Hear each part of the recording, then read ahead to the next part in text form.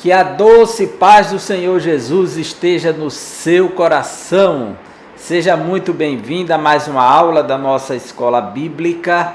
Eu sou o professor Egivanildo Tavares e falo aqui da Assembleia de Deus em Santa Rita, na Paraíba, que é liderada pelo pastor Djalma Silva. Nós estamos dando continuidade aos estudos da nossa lição, os ataques contra a Igreja de Cristo. E nesta feita vamos estudar a lição de número 8, que traz o tema A Sutileza do Enfraquecimento da Identidade Pentecostal. Você quer saber o que significa ser pentecostal, qual a sua identidade? Então fica conosco nesta aula que você vai tomar conhecimento. A sutileza do enfraquecimento da identidade pentecostal. Por que alguém teria interesse em enfraquecer esta identidade? O que há por trás do movimento pentecostal para que alguém se preocupe com ele? Então seja muito bem-vindo, nós estamos com a lição muito rica, muito importante. O que é pentecostal, o que é Pentecostes, né?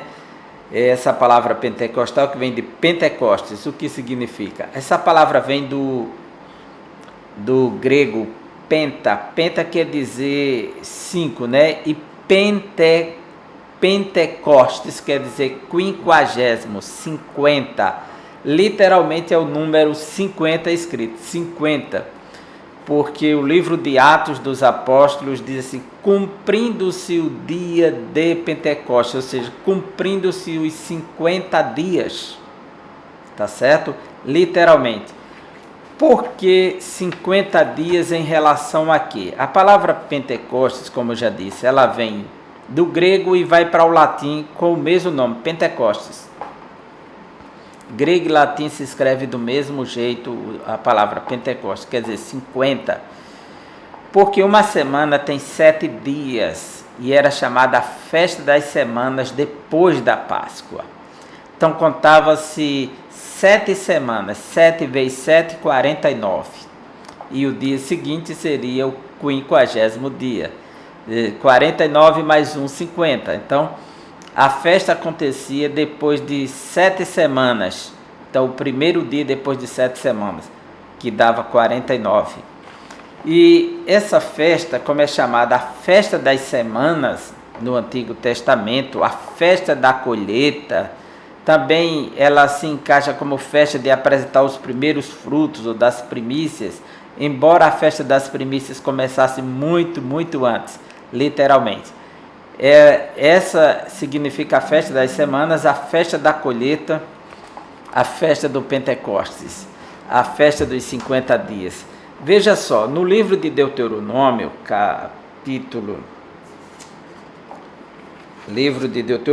capítulo 15, aliás, capítulo 16, versículo 9 em diante, nós temos uma descrição do que era essa festa. Diz assim: contem 7 semanas a partir da época em que vocês começaram a colheita do cereal. Assim como Israel saiu do Egito na Páscoa e chegaram no Monte Sinai por volta do terceiro mês, conforme Êxodo capítulo 19, versículo 1, né? Então os judeus entendem que quando eles saíram durante a Páscoa é a festa dos primeiros frutos, que é a palavra, e este será o primeiro dos meses. Então era o mês de Abib ou Nissan. Em hebraico quer dizer o mês das espigas, quando começou a brotar no início da primavera.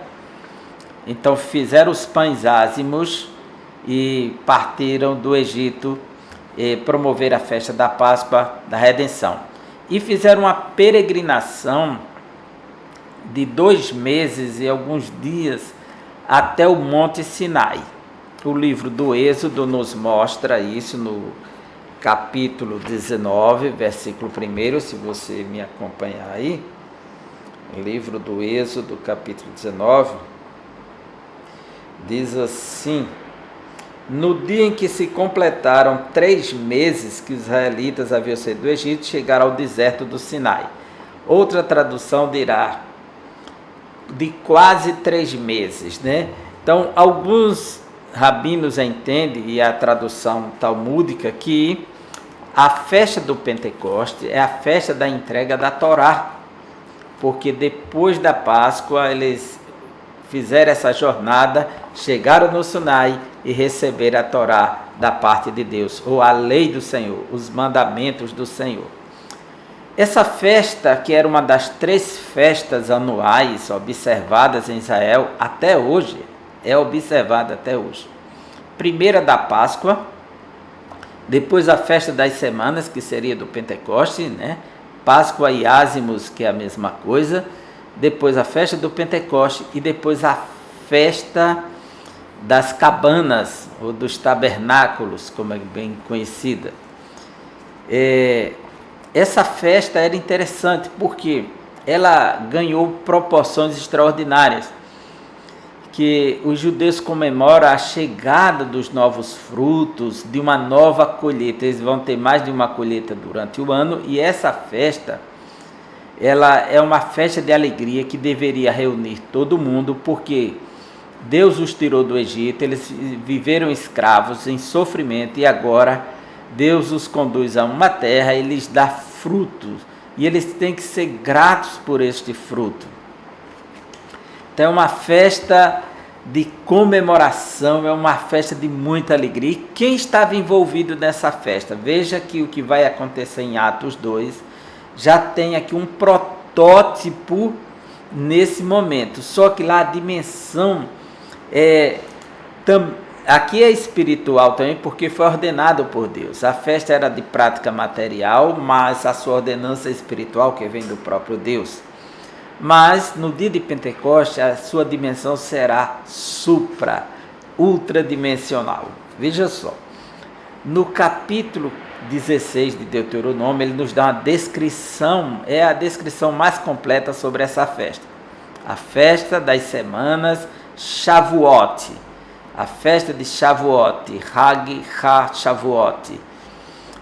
O que seria Hag HaShavuot? A festa das semanas. Shavuot você escreve S-H-A, Shá, E-V, Shavu, U-O acentuado T, Shavuot. Shavuot, semanas em plural, tá certo? 16 e 9 de Deuteronômio em diante. Contem 7 semanas a partir da época que vocês começaram a colheita do cereal. A partir de que começa a colheita, vocês começam a contar. Celebrem então a festa das semanas ao Senhor, o seu Deus, e tragam uma oferta voluntária conforme as bênçãos recebidas do Senhor, o seu Deus. Era uma festa de gratidão. E alegrem-se perante o Senhor, o seu Deus. E a ordem é se alegrar nessa festa, no local em que ele escolher para a habitação do seu nome, ou seja, no templo. Deus escolheu um local para colocar o seu nome, para que seu nome habitasse lá. Foi o templo. Junto com os seus filhos e suas filhas, e os seus servos e as suas servas, e os levitas que vivem na sua cidade, os estrangeiros, os órfãos e as viúvas que vivem com vocês. Por que essa festa envolvia toda a família? O pai, a mãe, os filhos, as filhas, servos e servas também eram introduzidos nessa festa. O estrangeiro também era convidado a participar dessa festa. Todos, porque essa é uma festa de comemoração pela provisão de Deus, pela providência divina, pela doação da bênção da colheita do Senhor. E é uma forma de recordar que eles não tinham esse privilégio na terra da escravidão no Egito. Por isso a Páscoa marca a libertação, a saída do Egito, a opressão, a dor. tudo foi resgatado e o Pentecostes, as semanas, marca um período, uma nova história para eles. Aí ele diz assim: lembrem-se de que vocês foram escravos no Egito e obedeçam fielmente a estes decretos. Então, uma festa de comemoração pelo que eles foram lá no Egito. O dia de Pentecostes ele será marcado com a presença de muita gente em Jerusalém. Essa festa que acontece depois da Páscoa, as 7 semanas depois da Páscoa, a Bíblia diz que Jesus ainda passou 40 dias com eles. Então, depois de 10 dias, deu os 50. Jesus ficou participando com eles, ascendeu aos céus, vai dizer Atos, capítulo 1. E lá em Jerusalém se aglomerava muitos judeus, e eles chegavam cedo por conta que eles não podiam chegar num dia de sábado carregando os seus cestos nas costas. Diz que a tradição mantém isso entre os judeus por séculos. Flávio Joséfo registra, o Talmud registra, e de acordo com os livros judaicos, eles traziam os cestos nas costas. O rei, nos dias dos reis de Israel, comemorava-se essa festa, o rei colocava o cesto e saía na frente do povo para ser o primeiro a entregar ao sacerdote os primeiros frutos, sendo grato a Deus pelas bênçãos que o Senhor tinha dado.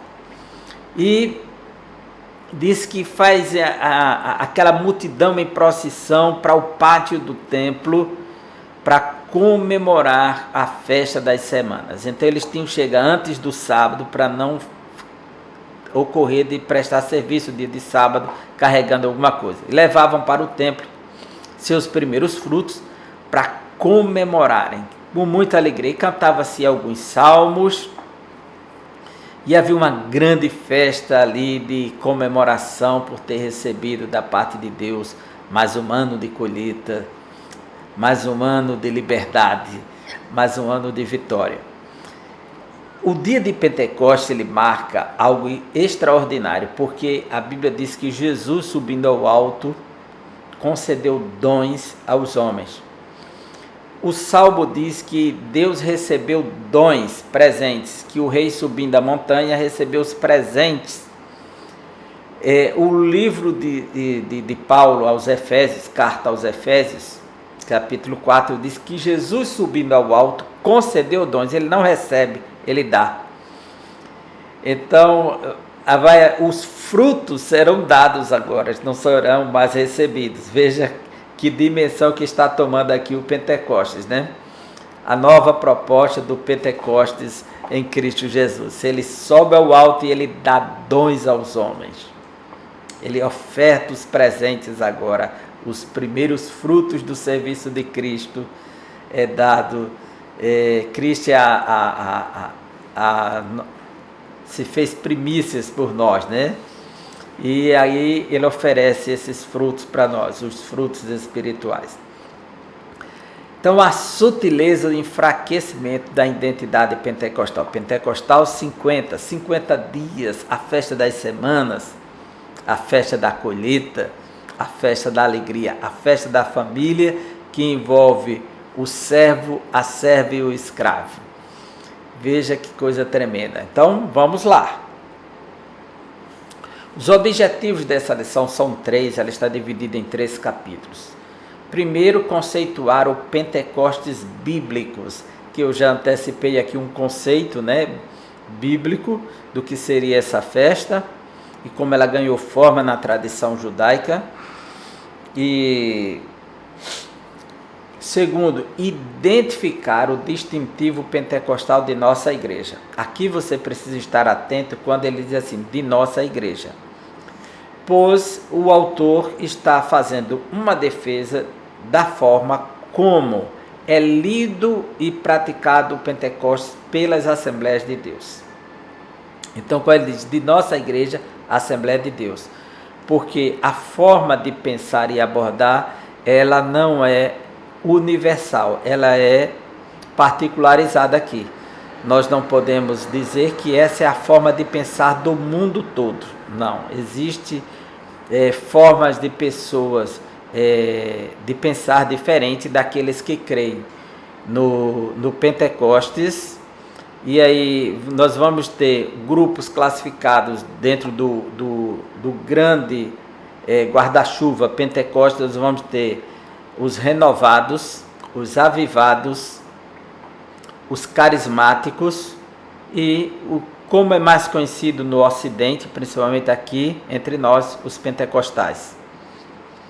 E está tudo dentro do guarda-chuva do Pentecostes, porque a palavra Pentecostes ela ganha força, é uma festa judaica, por conta do grande evento do derramamento do Espírito. Então, ser pentecostal é viver a dimensão do derramamento do Espírito. Embora essa compreensão, em termos técnicos, da palavra pentecostal esteja ligado àqueles que defendem uma experiência após o novo nascimento, considerando o avivamento da Rua Azusa para cá. Então, é um movimento de 100 anos que revitalizou essa experiência na igreja. É nessa perspectiva que se fala de pentecostal hoje, pois existem pessoas de igrejas que são tradicionais, que defendem uma visão cessacionista, que os dons cessaram, e que se afirmam pentecostal por acreditar que o batismo com o Espírito Santo se dá na própria regeneração. Eu já assisti palestras e dizer, olha, nós também somos pentecostais no fato de acreditar, de ter recebido o próprio Espírito. Mas vamos lá. Então, o distintivo pentecostal de nossa igreja. Então, ele está delimitando aqui que a sua voz especifica a defesa exclusiva do ponto de vista assembleiano. Não significa o ponto de vista do cristianismo como um todo. Certo? Seja bem atento a essas palavras, elas foram bem escolhidas e de fato traduz, porque se você for ler o que significa Pentecoste à luz do cristianismo, não vamos ter a mesma resposta. Tá certo? Terceiro, conscientizar a respeito da manutenção de nossa identidade pentecostal. Então, da identidade que, inclusive, a própria lição nos mostrará que ele parte do princípio da chegada, como foi recebido aqui no Brasil o movimento pentecostal, a partir da experiência de Gunnar Wingre e os pais da igreja pentecostal, tá certo? E também estabelece as bases bíblicas para tal defesa. Mas existe uma leitura dentro do próprio movimento pentecostal, existem leituras diferentes do mesmo fenômeno. Então, a proposta aqui é conscientizar de nossa assembleiana. É isso que ele está dizendo aqui, de nossa igreja assembleiana. O textuário nos diz assim, o textuário é um texto base, né? Para muitos, assim, que defende principalmente a visão dispensacionalista, a origem da igreja acontece, a inauguração da igreja de Cristo no dia de Pentecostes, em Atos 2. Para outros, a igreja ela está caminhando desde o Antigo Testamento e ela recebe uma nova dimensão a partir de Atos 2, mas não uma inauguração. Vamos ficar com a ideia que a igreja ela foi inaugurada aqui porque Jesus disse: Tu és Pedro, e sobre esta pedra edificarei no futuro a minha igreja. Então era necessário que Jesus passasse pela cruz, pela sepultura, ressuscitasse e enviasse o Consolador para inaugurar a igreja. E a Bíblia diz o quê? E todos foram cheios do Espírito Santo. Todos que faziam parte da igreja. Esse é o momento inaugurativo da igreja. É o começo. Os apóstolos receberam um treinamento, uma preparação, uma capacitação da parte de Cristo por 3 anos. Mas ele diz, fiquem na cidade de Jerusalém, até que do alto vocês recebam a promessa do Pai, que de mim ouvistes. Então era necessário que eles ficassem em Jerusalém, receber a promessa do Pai. Então, através dos apóstolos e aqueles cristãos, cerca de 120, provavelmente 120 cristãos reunidos orando. Não temos tamanha certeza que de fato estavam os 120 em Atos 2, né? Mas como diz que todos foram cheios do Espírito Santo, diz assim: cumprindo-se o dia de Pentecostes, cumprindo-se os 50 dias, a Bíblia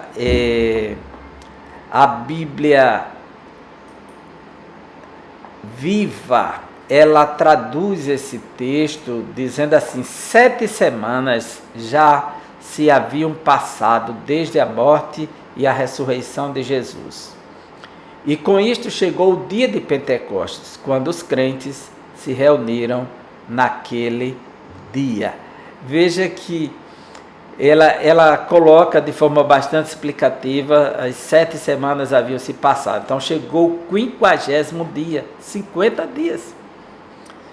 E cumprindo-se o dia de Pentecostes, estavam todos reunidos no mesmo lugar. E de repente veio do céu um som que veio do céu. Esse som, ele é literal, ele vem, um som. Como de um vento. A sua comparação, ele não é um vento, é como de um vento, é igual, é semelhante a um vento. Veemente, um vento violento, com muita força. E impetuoso, ninguém podia segurar ele. E encheu toda a casa em que estavam assentados. E foram vistas por eles línguas repartidas. Quando foram vistas por eles línguas repartidas, está mostrando aqui que o que vai acontecer aqui é um fenômeno físico que não deixa dúvida em ninguém, que todos veem e foram vistas por eles línguas repartidas como de fogo. Não é fogo, é como, tá certo? As quais pousaram sobre cada um deles.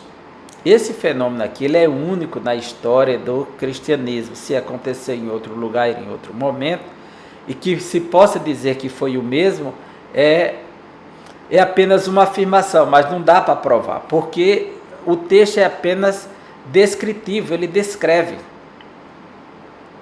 E ele não prescreve que isso será, se houvesse prescrição, iria acontecer novamente várias vezes do mesmo jeito. Mas não há nada que se possa dizer igual a isso aqui. E se eu vi uma tocha assim, mas não representa o que estaria aqui ainda no sentido que eles viveram lá. Porque esse evento já se passaram 2000 anos, né?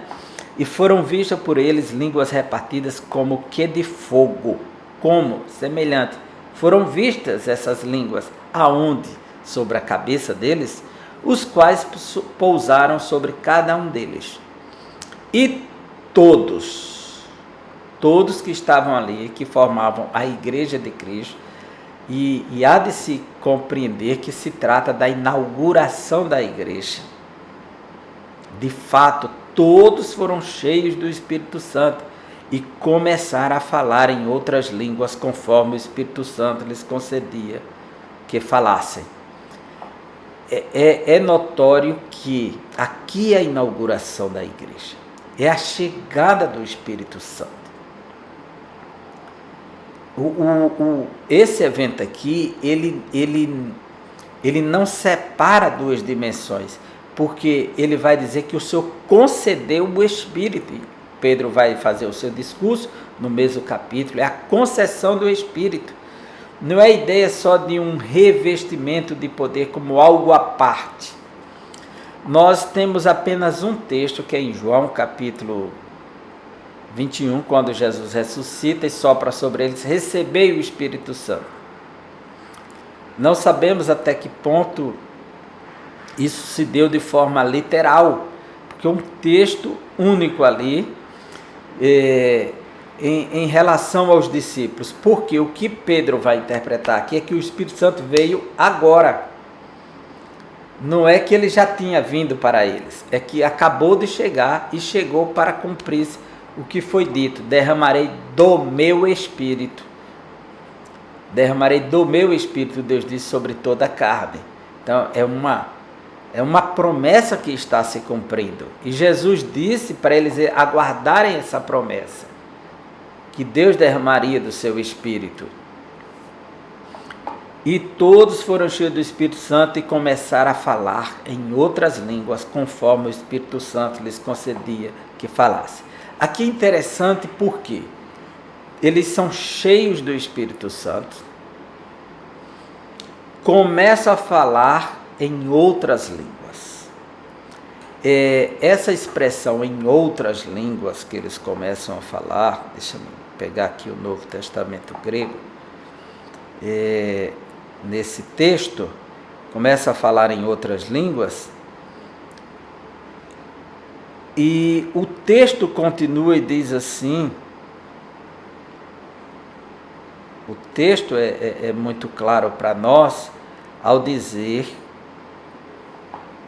conforme o Espírito Santo lhes concedia que falassem.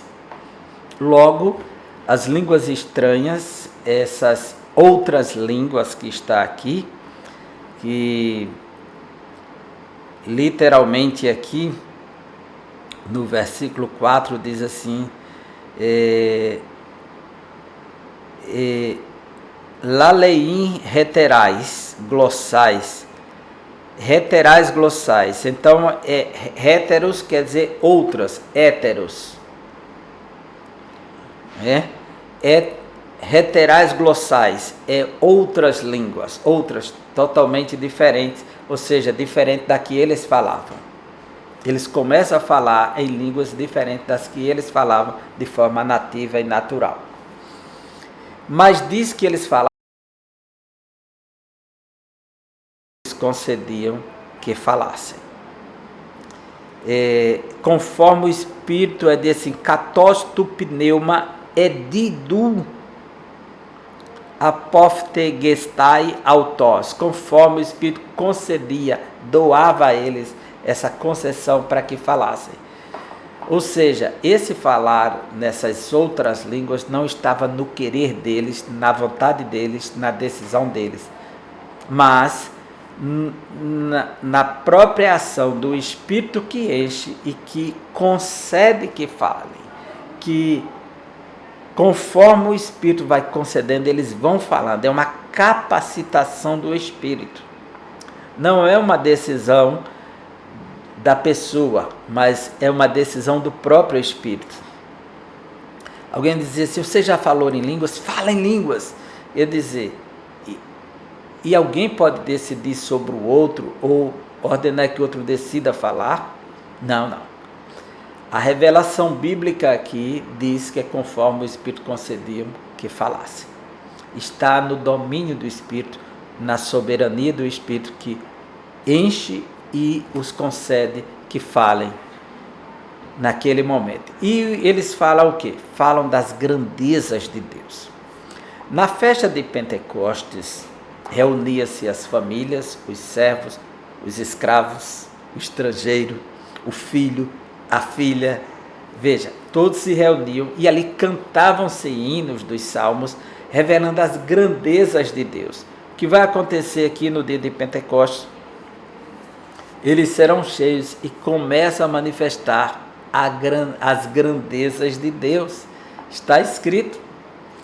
E que eles vão falar das grandezas de Deus nesse texto. Veja só, em Atos capítulo 2, como é interessante. E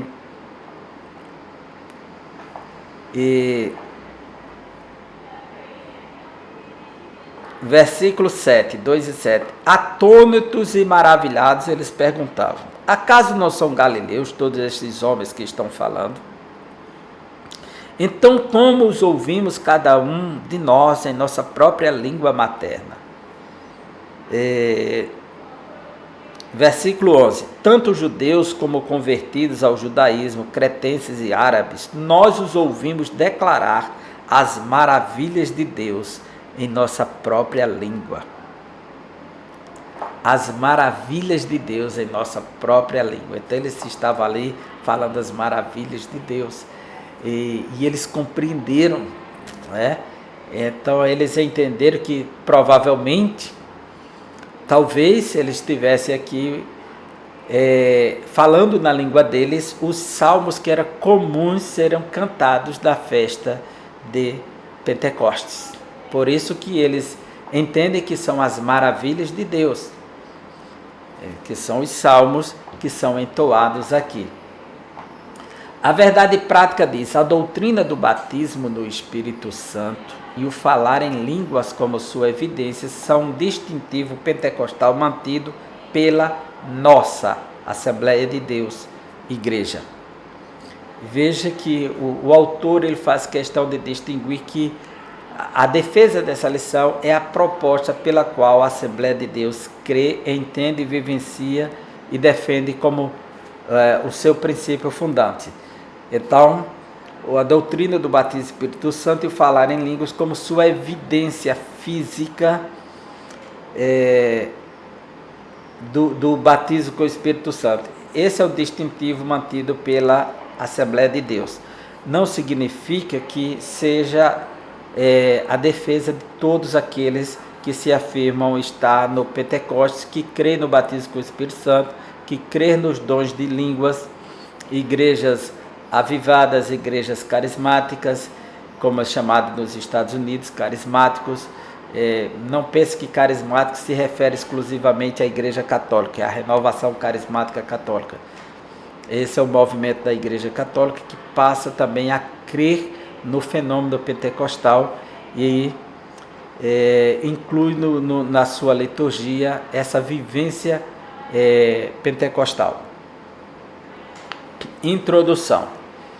Nesta lição bíblica vamos estudar a identidade pentecostal e sua relação com o Pentecostes bíblico. Contudo, nosso enfoque será mostrar que algumas sutilezas do erro têm aparecido no meio do movimento pentecostal. Então aqui é genérico. No contexto de nossa igreja, é bom que você esteja atento que o autor ele foi cuidadoso, criterioso, para que ninguém o acuse de querer estar postulando uma visão genérica ou determinante para o cristianismo como um todo. No contexto de nossa igreja, se ele dissesse no contexto da Igreja de Cristo, aí era o geral, universal. No contexto de nossa igreja, o principal deles está relacionado com, primeiro, a negação da atualidade dos dons espirituais. Olha, se você nega os dons, você vai negar as línguas. Então, a visão cessacionista que dominou a igreja por séculos, né? Cessaram os dons, cessacionismo. Com C, viu? Cessacionismo. Cessaram os dons. E não todos eles entendem que cessaram alguns dons, por exemplo, os dons de elocução, milagres, profecias e línguas. Essas três classes aqui estariam eliminados. Eles cessaram, foi só para a era apostólica, alguns defendem isso. O que é interessante nesta lição é que, embora não tenha nenhuma citação, nenhuma fonte para isso, mas há uma afirmação, e eu quero acreditar que o autor é um teólogo muito sério e de grande responsabilidade, né, como pastor, é que existe já em nosso meio pessoas que estão negando a atualidade dos dons em nossa igreja, que eles não são mais necessários, que eles não são para o nosso tempo, nem acontecem mais. Então, que já caíram na doutrina do cessacionismo, que tem, por sua vez, uma forte influência do deísmo inglês e francês, que ganhou força na era iluminista. Então, a visão deísta diz que Deus criou o mundo, ordenou suas leis para que funcionassem na sua mais perfeita ação e se afastou do mundo. Então, Deus é apenas transcendente, ele não está operando no tempo, na história, aqui e agora.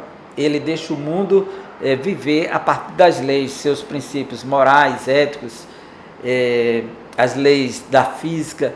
O mundo está seguindo como uma grande engrenagem de um relógio que recebeu corda e funciona por conta própria, não depende mais do seu Criador. Essa visão, ela influenciou que os dons foram só como uma questão de fundamentação da igreja. Então, essa doutrina estaria já dentro do seio assembleiano, já causando pânico. Os dons, e diz assim, a negação da doutrina do falar em outras línguas como evidência física do batismo no Espírito Santo. Então, eu tenho essas duas negações. Uma é a negação que os dons cessaram e outra é negar as línguas como evidência física do batismo com o Espírito Santo.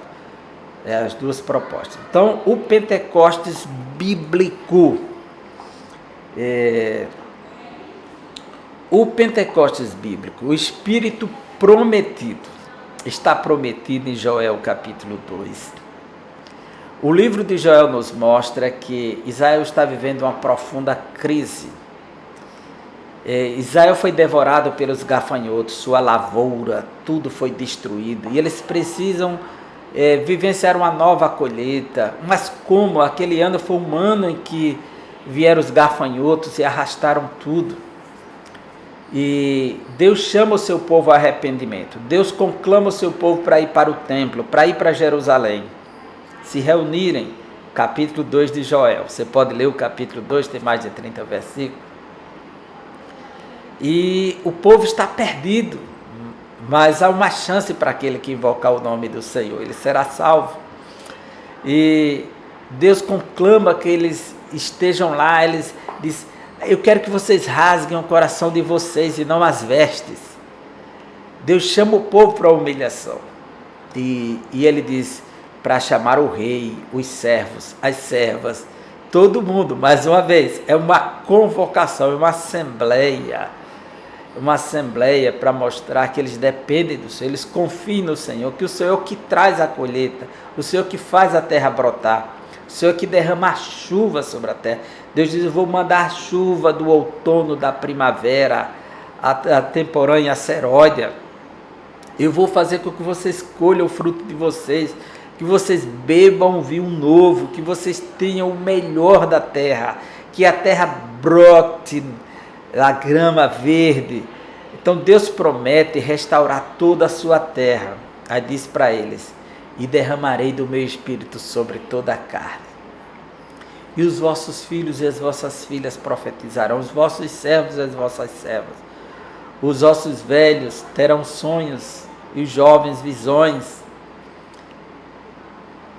E Deus vai derramar sobre toda a carne o seu espírito agora. E todo aquele que invocar o nome do Senhor será salvo. Deus faz uma promessa de derramar do seu espírito. Eles estão em Jerusalém. Jesus já morreu na cruz. Já passou pela sepultura. Já ressuscitou. Passou 40 dias com eles. Vai para o céu. Então, quando completa os 50 dias, o dia da festa da colheita, o dia de empolgação lá no templo, de apresentar os frutos ao sacerdote, de comemoração, de cantar os salmos, o Espírito Santo desce lá no cenáculo onde eles estão reunidos. Naquele dia magnífico, Jerusalém está lotada, próximo ao templo, vai chamar a atenção de todos. E o texto diz assim: o Antigo Testamento mostra a ação do Espírito Santo em diferentes momentos e sobre a vida de diferentes pessoas. Assim vemos o Espírito do Senhor agindo sobre a criação, quando diz, o Espírito de Deus pairava sobre a face das águas, na vida de Bezalel, capacitando para produzir o tabernáculo, na vida de Gideão, capacitando para libertar Israel dos midianitas, na vida de Jefté, capacitando para conduzir a liderança do povo numa grande libertação. E na antiga aliança, há uma excepcionalidade da ação do Espírito de Deus. De uma forma mais específica, o Espírito de Deus, sob o Antigo Testamento, atuava sobre a vida de pessoas escolhidas para ações especiais. A gente vê sacerdotes, reis, profetas, Essas pessoas eram capacitadas pelo Espírito de Deus para liderar, para conduzir o povo de Deus, para representar o próprio Deus na gestão do seu povo. Assim se observa uma ação mais restrita do Espírito de Deus na antiga aliança. Contudo, no Antigo Testamento havia uma promessa do derramamento do Espírito de Deus sobre todos, e não apenas sobre pessoas escolhidas ou uma classe especial. Ezequiel 36, 26 e 27, Jeremias 31, 31 a 34, e esse derramamento do Espírito está ligado à nova aliança, um novo concerto e a regeneração, quando Deus arranca o coração de pedra, coloca um coração de carne e coloca o seu Espírito dentro da pessoa.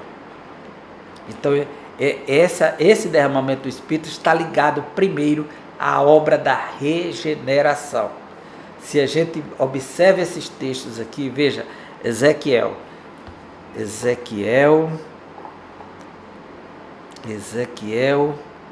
capítulo 36, versículos 26 e 27. Veja que grandeza da promessa. Darei a vocês um coração novo e porei um espírito novo em vocês.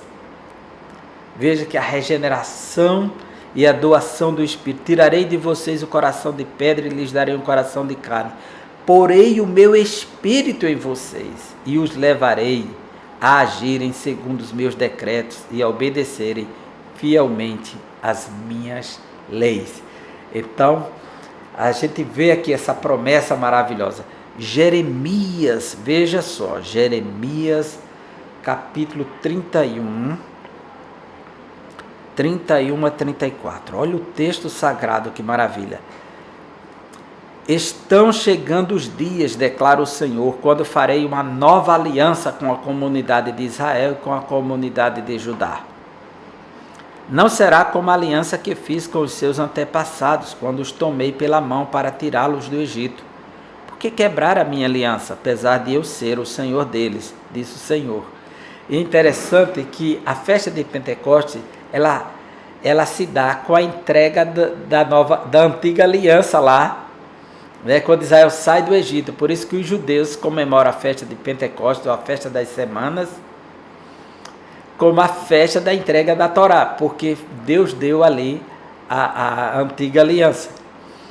E esta aliança que farei com a comunidade de Israel, versículo 33, depois daqueles dias, declara o Senhor, porei a minha lei no íntimo deles e as escreverei nos seus corações. Serei o Deus deles e eles serão o meu povo. Ninguém mais ensinará ao seu próximo, nem ao seu irmão, dizendo, conhece ao Senhor, porque todos eles me conhecerão, desde o menor até o maior, diz o Senhor, porque eu lhes perdoarei a maldade e não me lembrarei mais de seus pecados. A gente vê aqui como Deus promete implantar essa nova natureza por meio do Espírito, derramando nos corações. Então, em Joel 2:28, derramarei do meu Espírito sobre toda a carne. Todo aquele que invocar o Senhor será salvo e será transformado. O Espírito derramado. No Novo Testamento, entretanto, é que as promessas a respeito da vinda do Espírito Santo têm cumprimento. O profeta Joel profetizou a vinda do Espírito de uma forma copiosa. Essa promessa teve o seu fiel cumprimento no dia de Pentecostes. Se dissermos que ela teve o seu fiel cumprimento no dia de Pentecostes, então não há mais nada a se cumprir. Essa promessa teve o seu início fiel de cumprimento. Ali é o ponto de partida. Essa promessa teve seu fiel cumprimento no dia de Pentecostes. Essa promessa teve o seu início, ela teve o seu fiel, a sua fiel inauguração. Ela foi inaugurada no dia de Pentecostes, essa promessa. Podemos ver como promessa inaugurada, mas não promessa cumprida como um todo. Essa promessa é identificada como batismo no Espírito Santo. O batismo é o revestimento, é a capacitação para que a igreja seja testemunha de Jesus.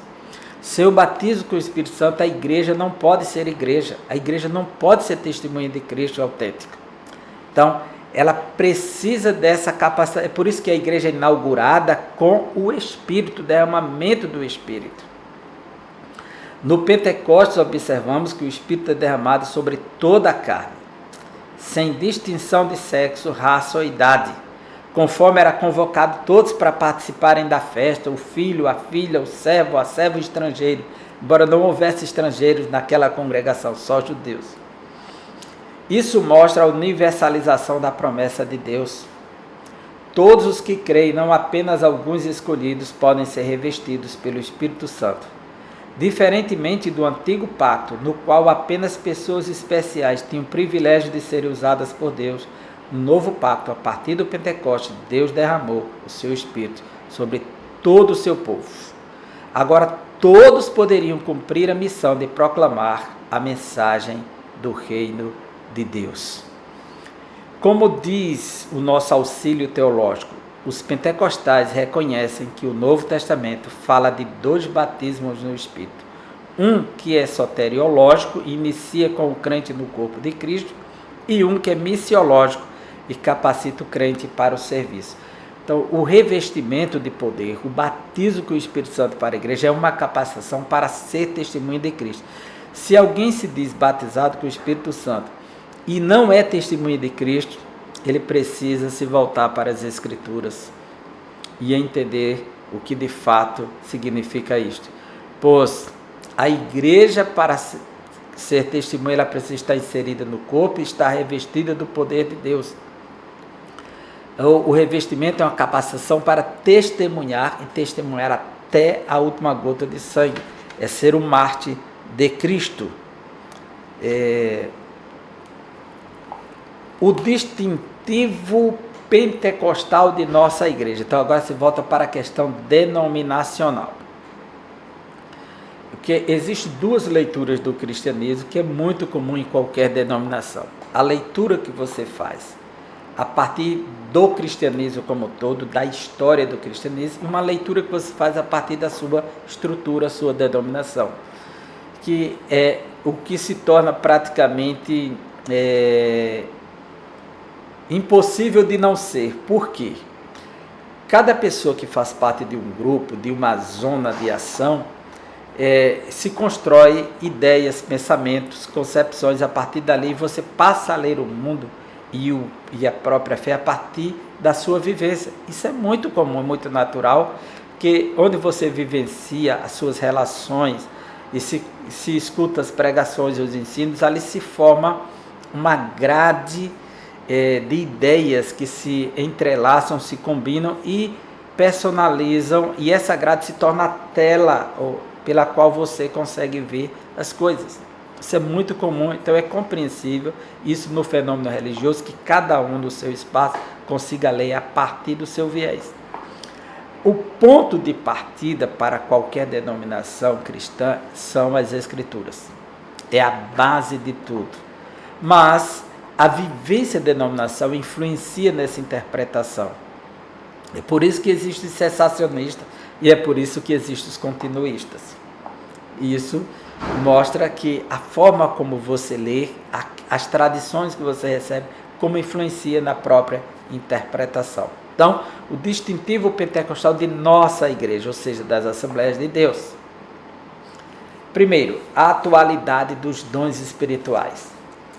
Agostinho de Hipona, o bispo, de 354 a 430, que foi um dos mais importantes teólogos da igreja medieval, introduziu, a gente falou medieval, mas Agostinho morreu antes da Idade Média, tá certo? E a Idade Média começa com a queda do Império Romano em 476. E ele morreu em 430. Porém, o seu pensamento se torna influente para a igreja medieval. É isso que eu quero dizer. Ele introduziu na igreja o erro doutrinário de que os dons haviam cessado. No início do século III, 200 pouco, por aí, o bispo a Tertuliano, ele aderiu ao movimento que surgiu na igreja frígia, onde havia profecias, manifestações de línguas, e houve um excesso e profecias, falsas profecias ou profetadas por lá. Isso levou os cristãos daquela região condenarem a igreja frígia, que estava sendo conduzida pelo bispo Montano, os montanistas, né? Por conta dos seus exageros e alguns excessos doutrinários que ele estabeleceu. Mas isso não era motivo para se rechaçar os dons espirituais, pois o próprio Tertuliano, o pai da doutrina ou da estruturação da doutrina da Trindade, que organizou, ele aderiu a esse movimento montanista. Ele não viu nada de ilegítimo em relação aos dons. Ele não viu nada ilegítimo, mas alguns condenaram. E como sempre a igreja caindo em extremos, às vezes julga pelo erro e não pelo certo, né? Não julga pelo que está certo, julga pelo que está errado. E aí ele introduziu o erro de que os dons haviam cessado. É bem verdade que Agostinho, segundo os intérpretes, escreveu esse primeiro texto em um período que os dons haviam cessado, e depois ele volta a escrever um texto retratando porque ele conheceu alguns bispos que experimentaram milagres, dons de curas, e aí ele faz uma abertura no segundo texto. No entendimento dele, os dons de fato existiram, contudo haviam sido restritos ao período apostólico. Esse ensino moldou o catolicismo medieval e, mesmo com o advento da grande reforma luterana, os reformadores não conseguiram se desvencilhar dele. Ou seja, a continuidade que os dons cessaram, essa doutrina foi prosseguida na reforma protestante. O movimento pentecostal surge posteriormente como resposta a esse desvio doutrinário. É bem verdade que muito antes da Rua Azusa, quase 100 anos antes, aconteceram alguns movimentos. E na história da igreja, do avivamento que aconteceu com os irmãos moráveis, há indícios da experiência com os dons espirituais. E uma das coisas que atraiu John Wesley foi justamente essa experiência do avivamento que os moráveis vivenciavam. John Wesley chegou a escrever cartas falando de dons de línguas, mas sem dar detalhes, o que muita gente se nega a tratar do tema hoje a respeito disso com John Wesley. Depois, os irvingitas também, a igreja de Edward Irving, que era um presbiteriano, ali pela primeira vez diz que há a manifestação das línguas na igreja, e alguns rechaçaram esse movimento, rejeitaram, e foi cortado da igreja presbiteriana por conta disso. E o movimento da Rua Azusa, que vai surgir muito tempo depois, que se dá com uma igreja afro-americana, né? Esse movimento ele ganha força a partir dos povos negros na América, e ali onde vai acontecer. E o pastor dessa igreja, William Seymour, estudava no seminário, e ele estudava do lado de fora, pela janela, porque ele não podia entrar por conta da sua pele. Veja que questão trágica, mas é por meio dele que vai acontecer a grande renovação, o grande avivamento em relação a essa renovação dessa vivência dos dons espirituais, que não é só essa renovação das línguas, que hoje praticamente está havendo um excesso, e o extremo é só o apego às línguas, enquanto que o que a Rua Azusa representa é um resgate, o avivamento dos dons espirituais, os dons que capacitam a Igreja de Cristo para a grande obra de missões. Então, o movimento pentecostal surge posteriormente como resposta a esse desvio doutrinário. Os pentecostais não somente creem que os dons estão vigentes na igreja, como os exercem. Nossa igreja, que é a Assembleia de Deus, emerge na história dessa gigantesca explosão do reavivamento dos dons espirituais. Na sua declaração de verdades fundamentais em 1916, a igreja foi fundada em 1911, as Assembleias de Deus confessavam que todos os crentes têm o direito e devem sinceramente buscar a promessa do Pai, o batismo com o Espírito Santo e com fogo. Afirma ainda que o batismo no Espírito Santo vem o revestimento de poder para a vida e serviço, a concessão dos dons e seu uso no trabalho do ministério. De acordo com o texto do Auxílio Teológico, diz assim: os pentecostais reconhecem que o Novo Testamento fala de 2 batismos no Espírito Santo. Um que é soteriológico, ou seja, doutrinário, inicia o crente no corpo de Cristo, que está ligado à própria regeneração.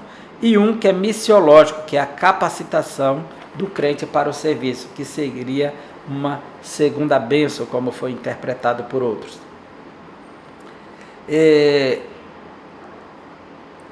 O texto continua e diz que é de Robert Menzies, que é um pentecostal que é missionário no Japão. Os pentecostais também temem que, se a linguagem de Paulo for empregada e o dom do Espírito recebido na conversão for o chamado de o batismo no Espírito Santo, então o dom pentecostal deixará de ser adequadamente entendido. Então, existe um temor dentro do movimento pentecostal, como ele diz aqui, que os pentecostais também temem que, se a linguagem de Paulo for empregada e o dom do Espírito Santo recebido na conversão for o chamado de o batismo no Espírito Santo, seja, se essa linguagem de Paulo for entendida que a regeneração já é o batismo com o Espírito Santo, isso não poderá ser entendido adequadamente à luz do livro de Atos dos Apóstolos, que por 3 vezes revela uma experiência para os que já se converteram. Em Atos 2, em Atos 8, em Samaria, e Filipe chegou, pregou Cristo, batizou nas águas, e eles recebem depois o batismo com o Espírito Santo. Em Atos capítulo 10, na casa de Cornélio, aí se deu simultaneamente pregação, conversão, regeneração, revestimento de poder. É um caso aí, para não estabelecer limites, que tem que ser depois. Então, Atos 10 deixa claro que eles acontecem tudo no mesmo momento. Enquanto Pedro prega a palavra, eles recebem o revestimento de poder. E Atos capítulo 19, que são os discípulos, ou pseudos discípulos de João Batista, que tinham interpretado erroneamente a mensagem de João, a mensagem de Cristo, e Paulo prega para eles, os batiza novamente, que eles precisam do batismo em Cristo, e recebem o revestimento de poder e profecia. São 12 pessoas. Então, são os 3 momentos revelados em Atos dos Apóstolos. Então, desses 3, Atos 2, aliás, são 4, né? Atos 2, Atos 8, Atos 10 e Atos 19. São 4 vezes. Desses 4, um deles, que é Atos 10, acontece simultaneamente o evento, para ninguém impor regras que tem que ser depois ou tem que ser antes. Então, Atos 10 deixa claro para nós que pode acontecer simultaneamente a regeneração e o revestimento de poder, como pode ser regenerado e revestido depois. Fica bem claro para nós assim, à luz de Atos dos Apóstolos das Escrituras. As línguas como evidências. A Declaração de Fé das Assembleias de Deus, de 1916,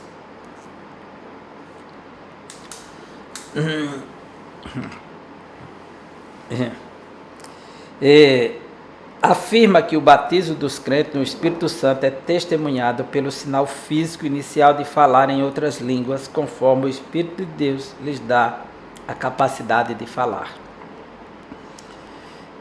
Se partirmos de Atos dos Apóstolos, capítulo 2, eles falaram as línguas das nações. O falar em línguas, neste caso, é o mesmo, em essência, que o dom de línguas. O dom de línguas que está em Coríntios, capítulo 12, 13 e 14, que é os capítulos que ele trata dos dons espirituais, Paulo mostra que os dons que chama de glossolalia,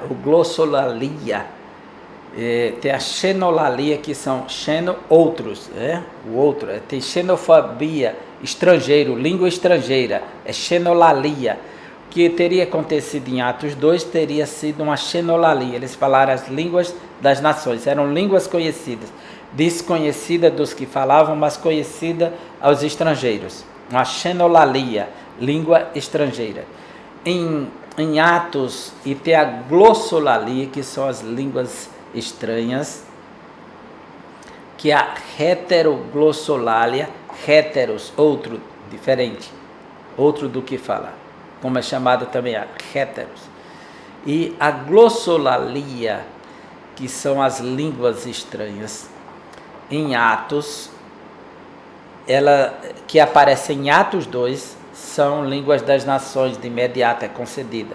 É como uma manifestação profética para eles, para que todos conheçam o Senhor, as grandezas do Senhor. E em Coríntios esse tema aparece, da glossolalia, como línguas desconhecidas de todos. Paulo diz que fala em mistério, é uma língua misteriosa, então não é conhecida de ninguém. E esse mistério é compreendido apenas por Deus. E quem fala essas línguas, essas outras línguas, a glossolalia, ele fala em mistério com Deus e ele edifica a si mesmo. Não tem serventia para quem está ao seu lado, a menos que haja dom de interpretação para poder traduzir aquela mensagem. Se não há, Paulo diz, fale consigo mesmo e com Deus e seja edificado. Ela tem uma serventia no processo da adoração, da oração e adoração a Deus, e essa pessoa se edifica. Se essa pessoa for usada em línguas estranhas para trazer edificação para a igreja, preciso que haja alguém com dom de interpretação. Se não há, fale consigo mesmo. Então, a atualidade dos dons espirituais, ela está a serviço da igreja, e as línguas como evidência. Então, a Declaração de Fé da Assembleia de Deus, de 1916, afirma: o batismo dos crentes no Espírito Santo é testemunhado pelo sinal físico inicial de falar em outras línguas, conforme o Espírito de Deus lhes dá a capacidade de falar. De acordo com o texto sagrado, a própria Escritura, essa doutrina que vem, que a evidência física inicial do batismo com o Espírito Santo precisa ser evidenciada fisicamente pelo falar em línguas. Essa doutrina ela foi identificada pelo seminário metodista de Charles Parham, que fez a seguinte pergunta: como sabem que eles estão batizados com o Espírito Santo? Então eles foram pesquisar tanto a comunidade quanto as escrituras e encontraram como resposta o falar em outras línguas. Aqui em Atos 10, quando Pedro está pregando, diz assim, versículo 44, 10 e 44. Enquanto Pedro ainda estava falando estas palavras, o Espírito Santo desceu sobre todos os que ouviam a mensagem. Os judeus convertidos que vieram com Pedro ficaram admirados de que o dom do Espírito Santo fosse derramado até sobre os gentios, pois os ouviam falando em línguas e exaltando a Deus. Os ouviam falando em línguas e exaltando a Deus. De acordo com Atos dos Apóstolos, capítulo 8, quando Pedro vem e João até Samaria, e ele vai impor as mãos. O versículo 14 em diante, Atos 8. Os apóstolos em Jerusalém, ouvindo que Samaria havia aceitado a palavra de Deus, enviaram para lá Pedro e João. Estes, ao chegarem, oraram para que eles recebessem o Espírito Santo, pois o Espírito Santo ainda não havia descido sobre nenhum deles, tinham apenas sido batizados em nome do Senhor Jesus. Então Pedro e João lhes impuseram as mãos e eles receberam o Espírito Santo. Vendo Simão que o Espírito era dado com a imposição das mãos dos apóstolos, ofereceu-lhes dinheiro. Aqui não diz o que aconteceu, mas diz que é perceptível que um fenômeno aconteceu, porque vendo Simão que o Espírito era dado, como é que ele viu? Então subentende que aqui houve uma manifestação física, uma manifestação física. Em Atos capítulo 19, a Bíblia diz, versículo 6, quando Paulo lhes impôs as mãos, veio sobre eles o Espírito Santo e começaram a falar em línguas e a profetizar. Então, a gente vê que há uma manifestação dos dons de línguas e de profecias aqui. Certo? O texto sagrado nos mostrando como há uma manifestação nessa experiência. O falar em línguas, neste caso, é o mesmo em essência que o dom de línguas. Existe o dom de línguas, variedades de línguas, mas diferente em propósito e uso. Por que diferente em propósito e uso? Que o propósito em Atos 2, que é o propósito inaugurativo, é falar as línguas, a xenolalia, a língua das nações, para que todos a entendessem naquele momento. E em Coríntios a gente vê que ela tem uma função mais de adoração e edificação a si mesmo. A pessoa está se edificando para poder ter mais força para testemunhar. Nenhum pentecostal da primeira geração tinha dúvida quanto a isto, da primeira geração que diz de 100 anos atrás. Tanto William Durham como Gunnar Wingre e Daniel Berg, pentecostais da primeira geração, criam e pregavam com convicção essa doutrina. Contudo, nos dias atuais esse ensino tem dado sinais de enfraquecimento. Por conta, nós estamos vivendo um momento em que o conhecimento deixou de ser privado, exclusivo de um grupo, de uma zona de ação, de uma instituição, de um sistema. O conhecimento para todas as áreas, para todas as doutrinas, seja em relação às igrejas, às seitas, qualquer grupo, tem sido escancarado para o mundo. E isso gera influências em todos os locais. Então, é possível que veja isso, que esteja acontecendo, essa abertura. Então, as pessoas hoje estão ouvindo também outras vozes, que não mais aquelas do seu ambiente de pertencimento, que é o seu vamos dizer metaforicamente, seu habitat espiritual, a sua denominação, a sua instituição. Então, quando você só escuta somente vozes daquele grupo, e só ler literatura daquele grupo, então você só consegue ler naquela dimensão.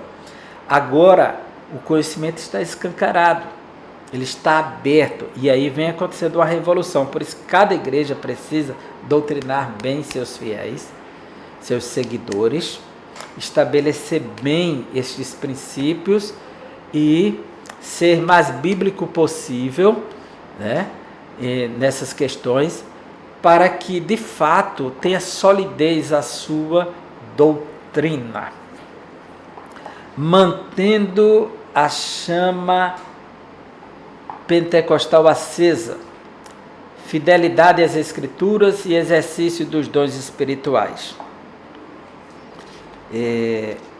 Uma marca distintiva dos pentecostais, clássicos ou históricos, era seu amor e fidelidade às Escrituras. Olha,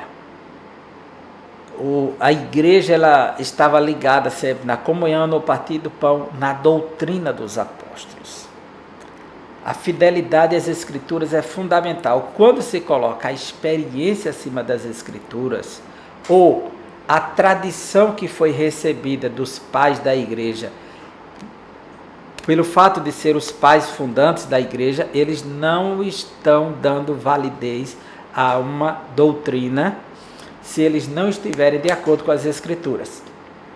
Porque o que conta no cristianismo é o sola Escritura. Se a Escritura não for o nosso fundamento, e a gente colocar a nossa confiança porque alguém fundou a denominação, nós estamos correndo um sério risco.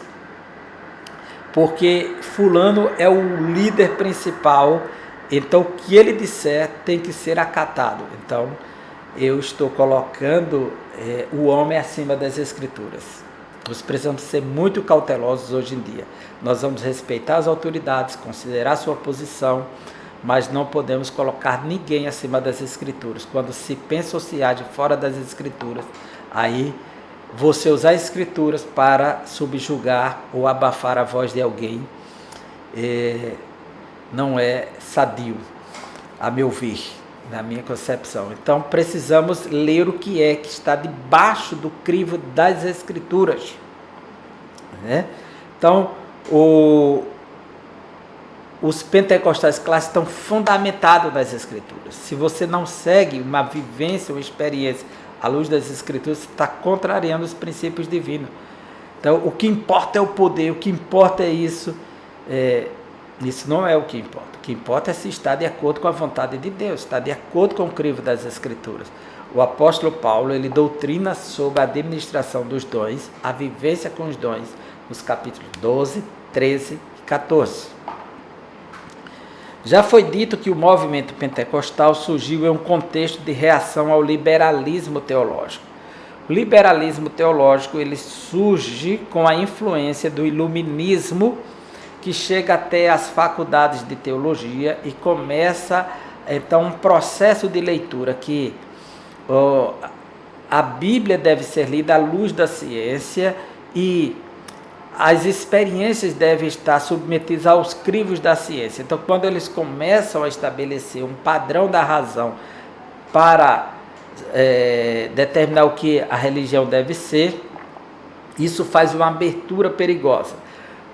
Então, o seminário de Princeton criou um padrão de resistência lá, defendendo a ortodoxia cristã, gerou diversos grupos de resistência, e esses grupos de resistência, eles se espalharam pela América, da Inglaterra, América, e eles chegaram justamente no momento em que surgiu o pentecostalismo. E quem levou à frente esse movimento de resistência do liberalismo teológico foram os dispensacionalistas, por incrível que pareça. Os que aderiram à doutrina dispensacionalista, eles levaram à frente o conceito de fundamentalistas, que eram considerados fundamentalistas. Aqueles que resistiam ao liberalismo eram os fundamentalistas. Então esse fundamentalismo aqui não é de radical, né? Aqueles que estabelecem os fundamentos da palavra para fazer resistência ao liberalismo teológico.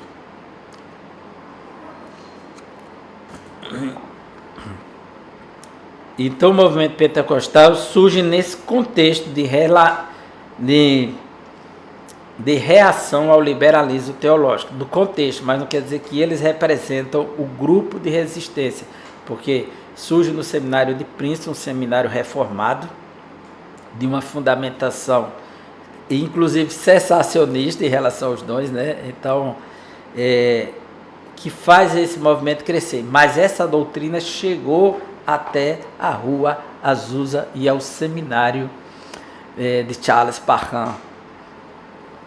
Uma das características do liberalismo teológico era o secularismo, que negava a infalibilidade e inerrância das Escrituras. A Bíblia continha erros e ela era falível, ela não merecia mais tamanho crédito. Então, esse padrão de resistência. E aí você vai chegar, esse processo de renovação dos dons espirituais na igreja, esse avivamento de Azusa, com essa concepção de inerrância da Escritura, vai somar agora o conhecimento conservador de resistência, o fundamentalismo, mais o pentecostalismo. Para os pentecostais, a Bíblia é inerrante, é infalível palavra de Deus. Sem dúvida, o afrouxamento doutrinário é a consequente negação da atualidade dos dons espirituais, e a consequente negação da atualidade dos dons espirituais são marcas que mostram que segmentos do movimento pentecostal contemporâneo estão se distanciando da palavra de Deus. Então está havendo um certo esfriamento, um certo afastamento. A igreja sempre vivenciou crises, e todas as igrejas como denominações. Tanto a igreja no sentido universal, quanto no sentido micro, o macro universal e micro sentido local denominacional, ela passa por crises. Então, como ele diz aqui, está havendo um certo esfriamento, um distanciamento da palavra de Deus. Todo desvio doutrinário, bem como toda heresia, existem por conta da negação ou acréscimo de alguma coisa às Escrituras. Ou se nega uma ou se acrescenta outra. Então, como diz certo teólogo, as Escrituras não precisam de penduricalhos, precisa voltar às Escrituras. Olha só, é interessante que façamos uma leitura. Existem algumas questões atualmente que estão prejudicando o movimento pentecostal. Uma é o cessacionismo exacerbado. Negar a atualidade dos dons, negação da atualidade dos dons, né? Preso ainda a uma visão iluminista, deísta.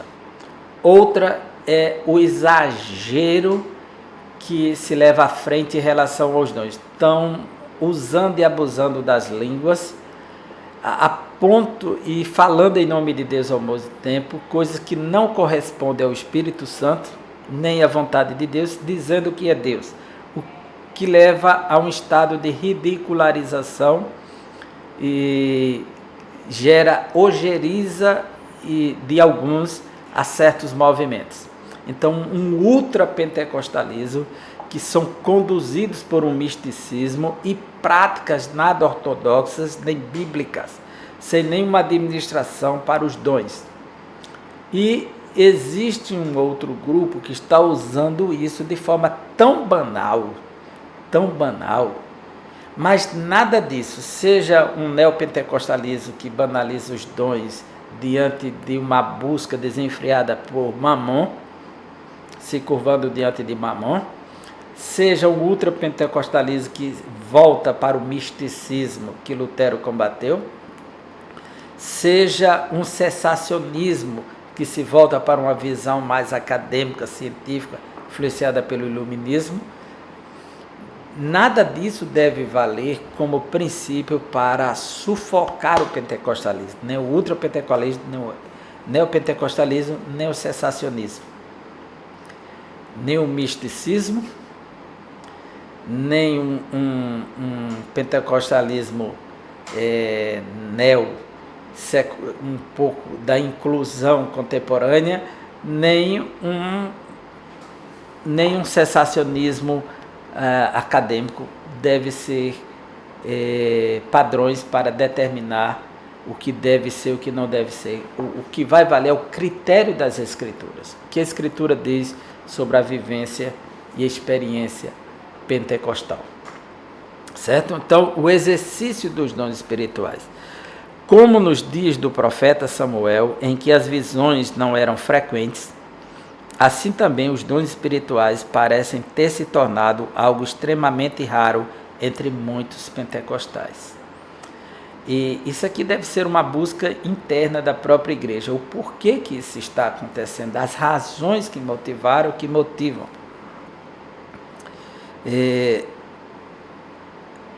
Não existe movimento pentecostal autêntico sem prática dos dons espirituais. Então, a igreja, ela às vezes se restringiu muito aos dons de línguas e esqueceu que há uma variedade infinita de dons a serem considerados. E às vezes criando até uma barreira para que outros dons cheguem às pessoas. Então o movimento não pode existir somente como uma doutrina árida, seca, ele deve se expressar no dia a dia através do exercício dos dons espirituais, que tem como base o amor, porque Paulo coloca o capítulo 13 de 1 Coríntios entre o 14 e o 12, o amor como que segura o pêndulo, que vai para um lado e para o outro, né? O movimento não pode existir apenas de forma árida, ele tem que expressar no exercício dos dons. Então, o medo de possíveis abusos não serve como desculpa. Não podemos rejeitar as verdadeiras manifestações do Espírito por temer as falsas. Muito bom essa reflexão. E aí o apóstolo Paulo nos diz em 1 Coríntios, por isso que Paulo ele desperta a igreja para que reflitam sobre isso. 1 Coríntios capítulo 12, versículo 1. Irmãos, quanto aos dons espirituais, não quero que vocês sejam ignorantes. E aí ele termina o capítulo 12 dizendo assim, versículos 28 em diante. Aliás, vou ler do 27 ao 31. Ora, vocês são o corpo de Cristo e cada um de vocês individualmente é membro desse corpo. Assim, na igreja, Deus estabeleceu primeiramente apóstolos, em segundo lugar profetas, em terceiro lugar mestres, depois os que realizam milagres, os que têm dons de curar, os que têm dons de prestar ajuda, os que têm dons de administração e os que falam em diversas línguas. São todos apóstolos? Responda aí, são todos apóstolos? São todos profetas? São todos mestres? Têm todos o dom de realizar milagres? Responda aí. Têm todos os dons de curar? Falam todos em línguas? Todos interpretam? Entretanto, busquem com dedicação os melhores dons. Passo agora a mostrar-lhes um caminho ainda mais excelente, que é o caminho do amor. Então, nesta lição, vimos que o movimento pentecostal possui sólida fundamentação bíblica. Vimos também que, como movimento do espírito, o pentecostalismo está inserido dentro de certo contexto histórico. Isso o fez consciente de sua missão. Contudo, após um século do seu advento, o movimento passou a dar sinais de esfriamento. Não há nenhuma instituição que consiga manter a sua de forma linear. Então, é um momento de reflexão para a igreja. É um momento de repensar as suas experiências, a sua vivência. Isso é muito importante, é muito sólido para a manutenção da identidade da igreja, o que significa, de fato, ser um pentecostal bíblico. Não há dúvida de que o enfraquecimento doutrinário e até mesmo desvios teológicos que negam a manifestação dos dons espirituais está na gênese desse processo. Então, há um enfraquecimento doutrinário da doutrina. Ele não pontua especificamente o que se trata. Ele diz que não há dúvida. Ele está descrevendo aqui que teria que o enfraquecimento doutrinário, primeira coisa, enfraquecer a doutrina, depois desvios teológicos que negam a manifestação dos dons espirituais. Os 2 pontos que estão lá na introdução está aqui mais uma vez. Está na gênese, na origem deste processo. Essa é a leitura do pastor José Gonçalves. Que Deus abençoe você e até a próxima aula, se Deus assim nos permitir. Um forte abraço.